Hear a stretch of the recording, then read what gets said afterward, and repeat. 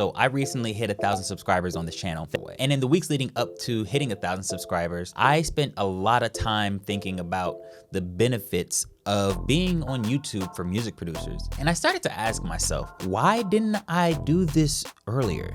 And the more I think about it, the more I start to realize that I think more producers should be on YouTube.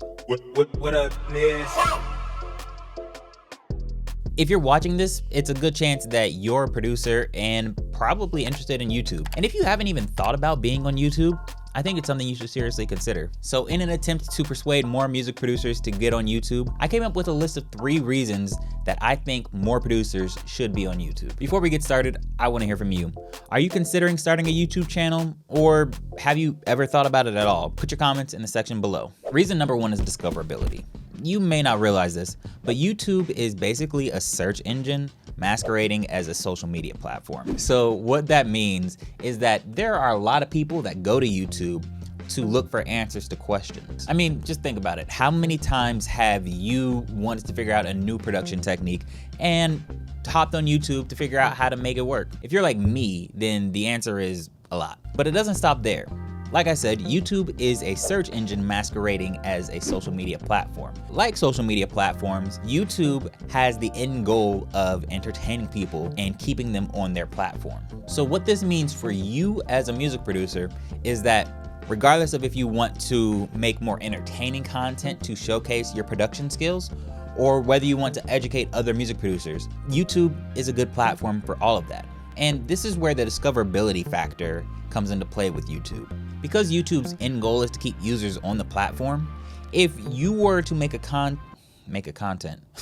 if you were to make a tutorial that a lot of people responded to, they would keep on pushing it. And if you were to make a video that showcases your production skills and make it very engaging and entertaining, YouTube would also push that. I've personally experienced this with my YouTube channel because back in 2019, I posted a video on a whim about how record deal advances work, and a year later, it had like 5,000 views, which blew my mind. I saw the ability to be discovered on YouTube, and I just kept on pushing ever since. Now, I will be completely honest with you. Getting people to click on your video is a whole other challenge for another video, and it's something that I'm still personally learning.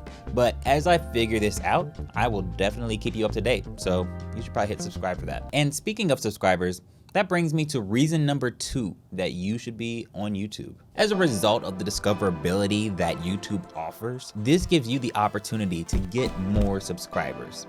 To me, a subscriber is different from an audience member. And the reason I say that is because you might hit subscribe, but you might not watch another video. I can look at my analytics and see that the majority of people that watch my videos are not subscribed. Despite that being the fact, I've noticed that when I do post a video that resonates with people, I get a lot of engagement from people watching. And for me personally, this is something that's a lot harder to come by on Instagram or other social media platforms. And from what I can see, the main thing that turns a subscriber into an audience member is posting genuine content and doing it as consistent as possible. Think about a YouTuber that you watch a lot. Think about the comments that you see on that video. Are the comments generally about the content or about the content creator? If the answer is about the content creator, that person has a community. And my channel's not to that point yet, but I hope to get it to that point where I have a community surrounding the things that I create. And so can you if you post on YouTube and stuff like that. And what you'll find about community members is that they're more engaged, and that they might be a Patreon member, someone that consumes your music. They might even be someone that buys your merch. And speaking of people buying things, it's time to go on to the 3rd reason that you should be on YouTube. The monetization ability. That's not a word, but it is now. That's actually like a cool shot. I like this shot. I should use this shot more. Anyways, monetization. This honestly might be one of the reasons that you are curious about being on YouTube as a music producer. I think it's safe to say that most music producers, or just music creators in general, want to be able to do what they love and do it for a living. And honestly, I found that YouTube probably has one of the best systems on the internet for paying the people that make the content that also make them money. And it obviously wouldn't be in their best interest to pay just anyone that makes a video and posts it on YouTube. So as a result of that, they do have some requirements that you need to meet before you can monetize your channel. The two most important requirements are 1,000 subscribers and 4,000 watch hours. Once you meet those requirements, along with a couple other ones, YouTube will start giving you a portion of the revenue they make from ads. But monetization on YouTube doesn't stop there. You can also put what are called affiliate links in the description of your videos, and these will link to websites where people can buy the products that you're talking about or that you use in your videos or to make your videos, and you'll receive a cut of the revenue that's made from those sales.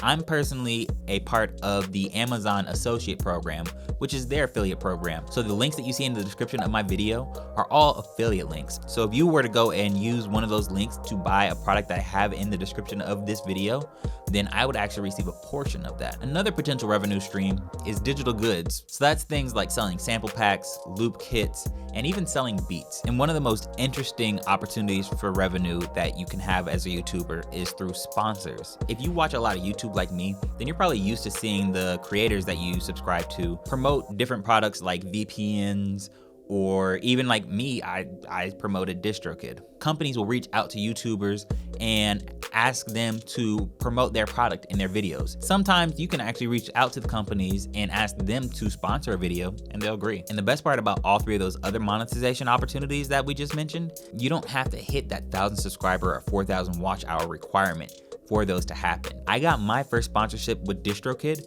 at 750 subscribers, which surprised me because I thought I would need like at least 2,000 or something like that. So I was recording the outro without video. So did I motivate you to start your YouTube channel? Let me know in the comments below. And if you enjoyed this video and got some value out of it, make sure you hit the like button. And if you want some more music related content from me, make sure you hit the subscribe button if you haven't already done that already. And if you are curious about NFTs and if they really will fix the music industry, I have a video that you can click on right here. And that's all I got for this video. So I will catch you in a couple weeks in my next one. See ya.